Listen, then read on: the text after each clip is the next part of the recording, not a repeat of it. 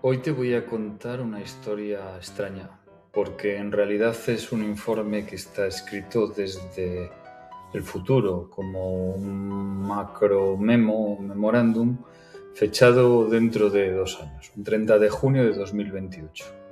Intenta explicar cómo llegamos a una crisis de inteligencia abundante. Esto no se vende como una predicción y realmente es un escenario.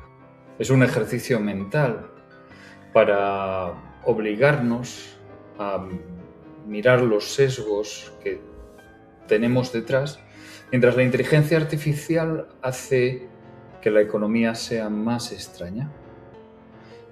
Estoy a febrero de 2026 y lo leo desde mi trabajo. Yo soy Javier Cuervo, cofundé Proportione y en nuestra empresa, en Proportione, repetimos una idea simple: estrategia, tecnología y personas tienen que ir juntas. Porque si la tecnología, la estrategia y las personas no van juntas, lo que hace la tecnología es escalar el error. Por eso usamos un marco que nosotros llamamos 20-60-20 de colaboración entre personas y máquinas, donde el 20% inicial va la persona para encuadrar, para decidir qué significa bien. Luego va un 60% que lo hace la IA para un trabajo pesado y repetitivo. Y al final va otro 20% humano para revisar, para validar y también para asumir las responsabilidades. En nuestra documentación lo tenemos sin poesía. Es una digitalización no traumática que empieza por las personas y no al revés. 20% de estrategia, 60% de IA y un 20% de calidad y de validación, pero no podemos saltarnos ninguno de los 20%, inicial y final. Las personas siempre están al mando, man in the loop, que se dice, ¿no? Ese marco también lo llevamos a la educación como un copilotaje intelectual, donde el 20% es el encuadre, el framing humano, el 60% es un borrador que se hace asistido por la inteligencia artificial y ese último 20% es una revisión crítica, un refinamiento. Aquí es importante tener en cuenta un matiz. El principio de este marco 20-60-20 no es que la IA haga mucho, sino que la calidad depende de la intervención humana al principio y al cierre.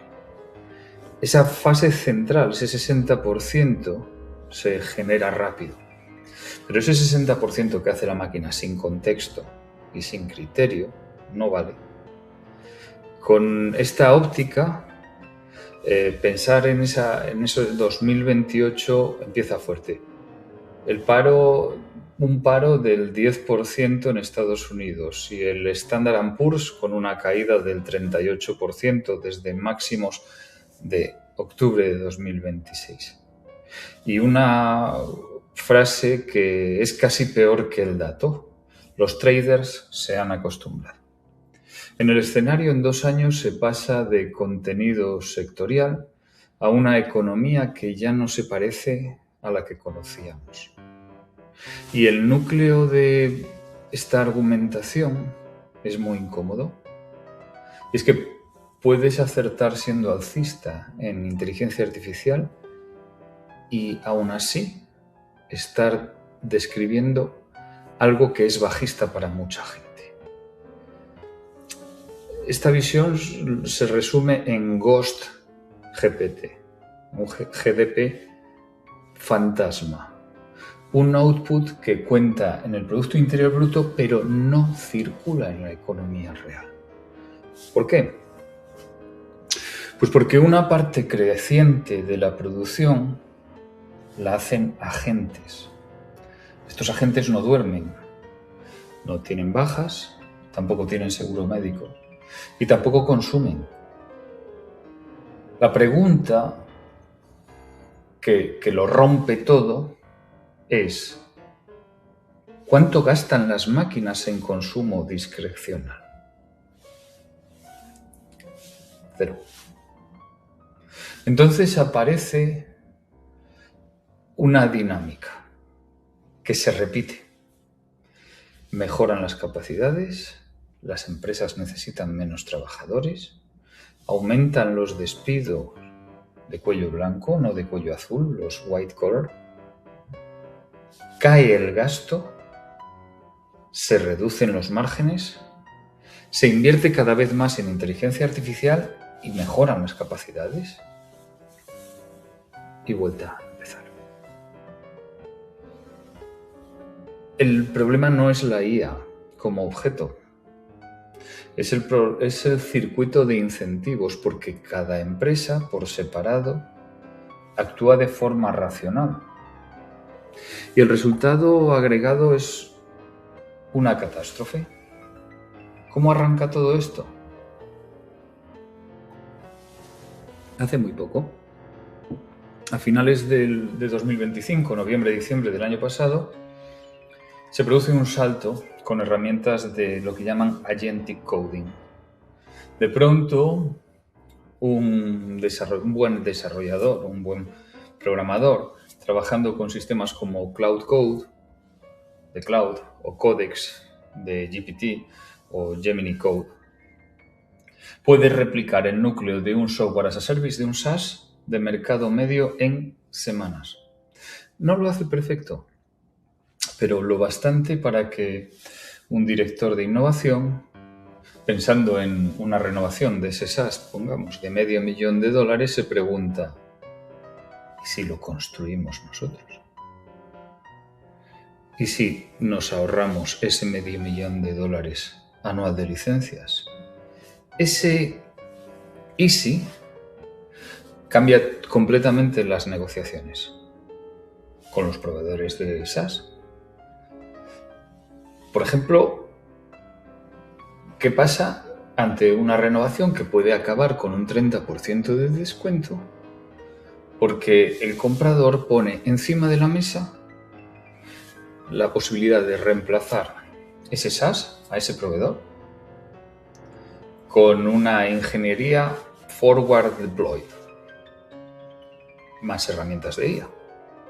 Es decir, una ingeniería inversa, más la IA para desarrollar. En ese punto surge algo que a mí me parece la primera lección estratégica. Aunque el proveedor siga siendo útil en casa, hacerlo en casa ya es una opción. Esa opción baja precios, colapsa la diferenciación y empuja a una carrera a la baja. Luego llega el momento, llamémoslo un mecanismo visible, el ejemplo de la renovación del servicio del tercer trimestre de este 2026, con una desaceleración, con un recorte de plantilla y un programa de eficiencia estructural. No es una ironía, es así. El ServiceNow, la renovación de servicio, vende lugares, vende asientos, vende usuarios. Si tus clientes recortan un 15% de la plantilla, cancelan un 15% de las licencias, la misma reducción de headcount, de resultados, que mejora márgenes a tus clientes, te destruye ingresos a ti. Y la respuesta del proveedor amenazado es, de nuevo, racional. Recorta y reinvierte en la tecnología que le amenaza. No puede permitirse no adoptarla. Aquí se rompe un cliché histórico. Ya no es Kodak, que apostó por la película y fue hundido por no sacar del cajón el invento de la fotografía digital. que resistió y murió lentamente. Es que ahora aceleras el cambio. Porque si no aceleras, mueres igual, solo que además más rápido. Si lo piensas, es casi una física de fricción. Cuando la fricción llega a cero. El año que viene podría pasar que utilizar un LLM, un gran modelo de lenguaje, se vuelve por defecto como el autocorrector, como una función del móvil. El catalizador es un agentic shopper, open source de Queen, que hace que los asistentes integren comercio agentivo, comercio electrónico hecho por agentes en cuestión de días o semanas. La clave no es que compare precios, es que no espera que tú le pidas. Corre en segundo plano, se conoce tus preferencias y convierte el consumo en un proceso de optimización continuo 24/7. Dentro de un año, la persona promedio en Estados Unidos consumiendo 400.000 tokens al día, y aquí cae la siguiente ficha del dominó, la intermediación.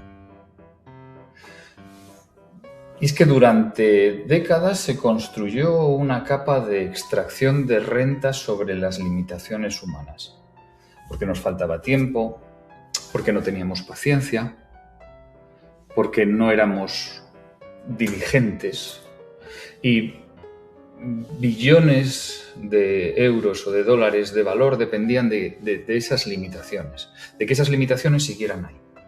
Pero ahora las máquinas sí tienen tiempo. Pueden encontrar mejores precios entre 5 plataformas antes de comprar una caja de chocolatinas. Entonces empiezan a renegociar las suscripciones que vivían simplemente en un proceso de inercia. Se rompe el valor de tiempo de vida pasivo. Caen plataformas de viajes porque un agente ya te hace el itinerario completo, te recompra el seguro anual, se cambia completamente la asesoría financiera, los impuestos, el trabajo legal rutinario y el foso competitivo de tienes hambre, estás cansado, la aplicación está en tu pantalla de inicio, pues es diferente porque un agente de software, un agente de compras, una inteligencia artificial que hace las compras por ti, no tiene pantalla de inicio.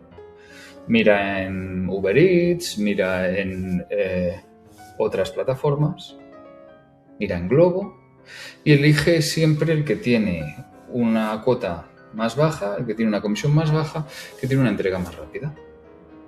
De esa manera, este hueco donde siempre comprábamos en el mismo sitio deja de existir porque la lealtad ya no aplica. No le aplica a una máquina. Y cuando el agente controla la transacción ya no va a por céntimos. La gente puede ir a por comisiones. Eso ya lo estamos viendo. Se apunta a un 2, un 3% de intercambio de la tarjeta como objetivo obvio en comercio máquina a máquina. Y describe la ruta hacia los stablecoins en redes de coste marginal mínimo. Bajan comisiones, entran nuevas comisiones. Hay una parte que convierte el cambio sectorial en un riesgo sistémico. El ingreso de los trabajadores de cuello blanco que lo llenaban por ejemplo el mercado hipotecario y un ecosistema de crédito privado, de compra-ventas de software muy apalancadas, con mucha deuda, que se asumían, sería recurrente. Estamos en un escenario de recurrencia. En este escenario, la primera ola de despidos o de quiebras por disrupción de la IA, pongamos el año que viene, rompe esta suposición a final del año que viene, pongamos. Y esta disrupción ya amenaza a cualquier modelo basado en intermediación. Se plantea una crisis severa en un año o año y medio que acelera esos bucles y que puede generar un cambio político que es casi un problema de control. La respuesta pública va por detrás, siempre, de la realidad económica.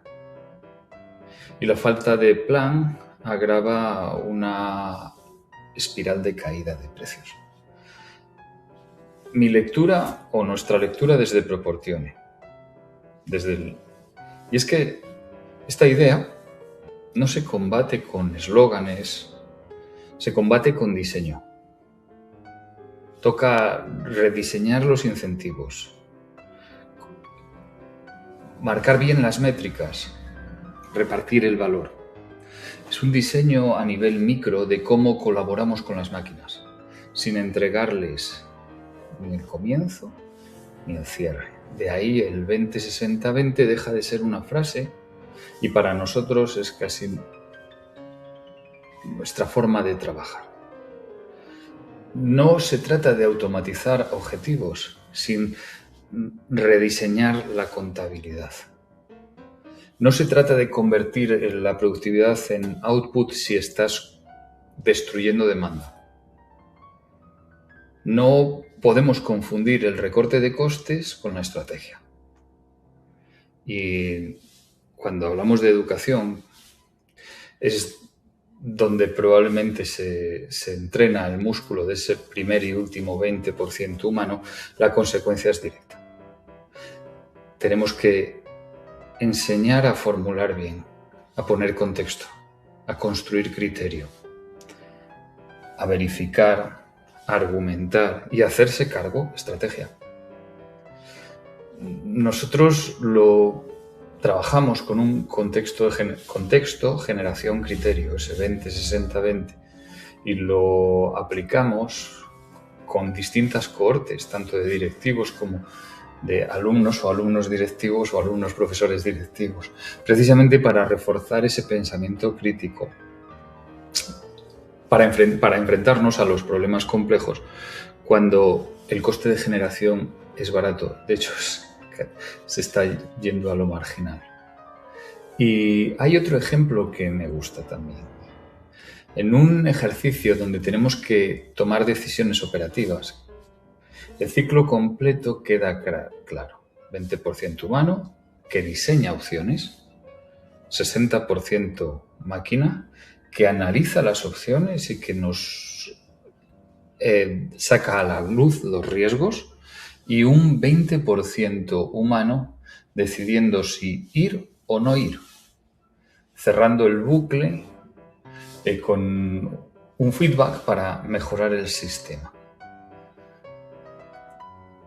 Este enfoque exige método, exige una aprobación ética, una trazabilidad, una documentación del procedimiento.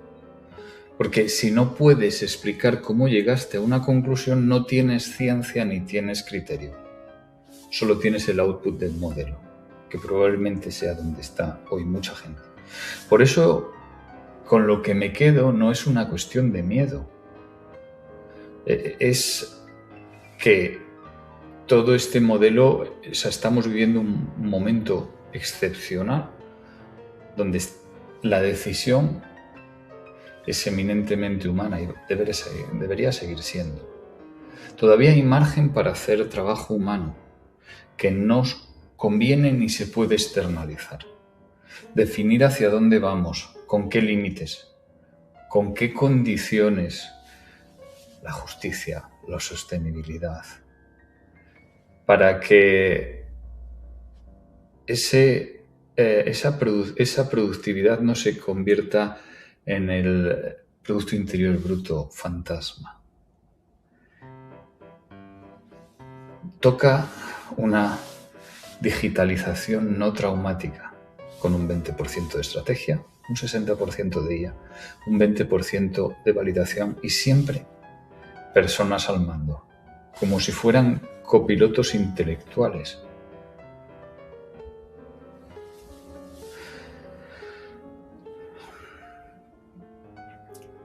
¿Verdad que es apasionante? Nos vemos en la próxima.